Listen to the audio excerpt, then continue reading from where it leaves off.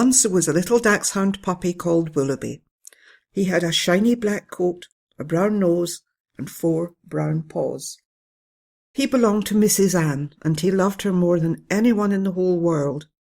They lived with Mr. Jack and their son Johnny in Willow Cottage Garden Centre. Johnny had a dachshund too, but it wasn't a real dog. It was called Spot, and was made out of wool and string, and Johnny loved him. Last of all was Grandpa Tom. He was very old and very wise, and he was never wrong about anything. Every night after supper, Mrs. Ann would take Willoughby onto her knee while she read or watched television. One Friday night, Mrs. Ann brought out Johnny's old baby bath, filled it, and poured shampoo into the water, and it turned into bubbles. Before he could do anything, she lifted up Willoughby and popped him into the bath. Willoughby blew through his nose, and big coloured bubbles floated across the kitchen. He was enjoying himself when Mrs. Ann picked him out and wrapped him in a big warm towel. "I want you to look good," said Mrs. Ann. "We're going to the dog show at the county fair." Willoughby didn't know what a dog show was, but if Mrs. Ann wanted to go, well, he wanted to go too. Mrs. Ann brought out a fine red collar and put it round Willoughby's neck. He thought he looked very smart. On Saturday, Mr. Jack packed everyone into his car and they drove to the fair. It was held in a big field filled with people and tents and animals. Mr. Jack, Johnny, and Grandpa Tom went off to explore. Mrs. Ann led Willoughby to an area where there were boxes set round in a circle. She tied his lead to a hook and said, "Be a good dog until I come back." Willoughby watched the people walking in front of his box until he heard a loud barking from the box next to his own. He stood on his hind paws and looked over the side of his box. There were 2 poodles there, with pink ribbons in their hair and pink varnish on their toenails. One poodle stopped barking and asked, "What are you doing here?" "I don't know," replied Willoughby. "I've never been to a dog show before. Mrs. Ann bought me this red collar to wear." "I am Mimi," said one of the poodles, "and this is my friend Zizi.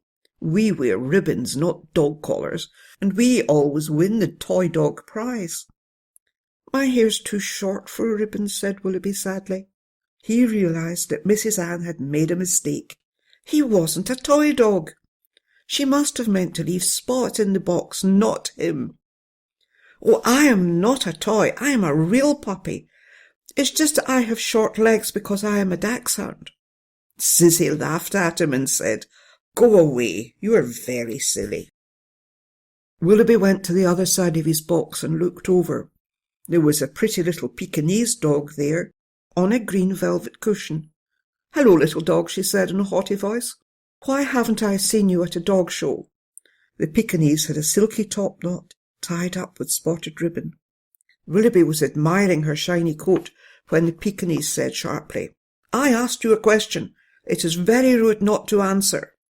"I'm sorry," said Willoughby, but the Pekingese turned her head away, so he sat down again. Suddenly, a big dog put his head over the back of the box. "Hello there, young one. My name is Captain." He had a deep, kind bark.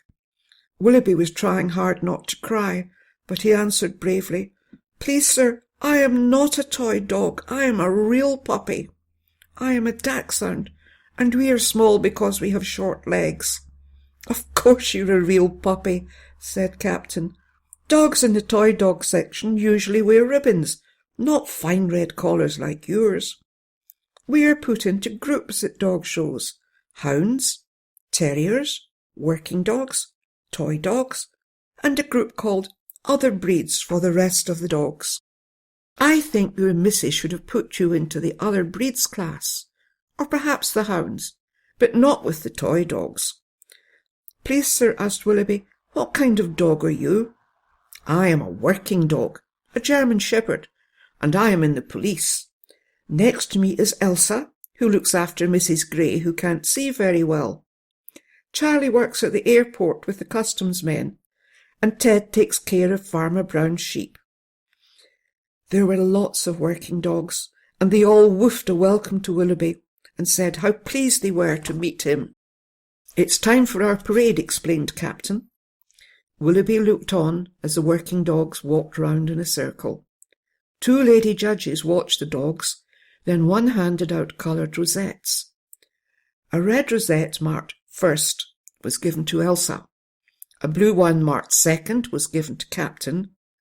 Charlie was given a green rosette marked third. Willoughby was pleased for his new friends and woofed and wagged his tail really hard. At that moment, Mrs. Ann came back and hugged Willoughby and said how sorry she was to have left him for such a long time. Then it was Willoughby's turn to walk round with the other toy dogs. After the red, blue and green rosettes had been handed out, one of the judges came across to Mrs. Ann and gave her a purple rosette. "This is a prize for best puppy in the dog show," she explained. Mrs. Ann was pleased and promised Willoughby she would hang the rosette above his basket. The family had a wonderful day at the county fair after that. They visited lots of tents and had tea and cakes to eat. Johnny had a ride on the merry-go-round. Mr. Jack won a coconut and said Willoughby could have it to play with when they were home. Soon it was time for the working dogs to give a display. Ted showed how he could persuade Farmer Brown's sheep to go where he wanted them to go. Captain's policeman pretended to be a thief running away, and Captain chased him and caught him by the sleeve of his coat. It was very thrilling, and Willoughby woofed extra hard because his friends were so clever. When it was all over, Willoughby decided he liked dog shows after all, because the working dogs were now his friends, and next time when he was in town, he could watch for Captain and his policeman.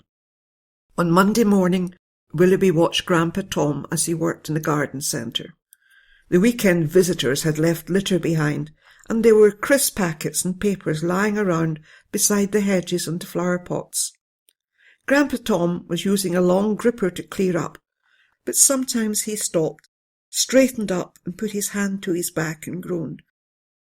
"My old bones don't like bending down," he said. Some of the litter was wrapped round the roots of the hedge. Willoughby looked at Grandpa Tom.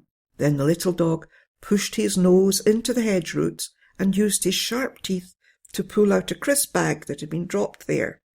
He thought it might save Grandpa Tom's old bones from bending down. He carried the bag across to Grandpa Tom's pail and dropped it inside. Grandpa Tom said, "Well done, Willoughby." The old man and the little dog worked their way along the hedge. Grandpa Tom collected the paper from the high branches, and Willoughby picked it out of the roots with his teeth. When they had cleared all the litter, Grandpa Tom patted the puppy and said, "Good dog, Willoughby." Willoughby wagged his tail, and Grandpa Tom added, "That is a good day's work that you've done today." Willoughby sat down so suddenly that Grandpa Tom nearly fell over him. If Grandpa Tom said he had done a good day's work, that meant he must be a working dog. A working dog, just like Captain and Elsa and Charlie and Ted. And Grandpa Tom was never wrong. Grandpa Tom added, "I will tell Mrs. Ann what a hard-working little dog you have been, and ask her to give you an extra bowl of milk at supper time." And Mrs. Ann did give him an extra bowl of milk at supper time, and when Willoughby went to his basket that night, he thought he must be the happiest dog in the whole world. He wasn't a toy dog with silly ribbons. He was a proper working dog.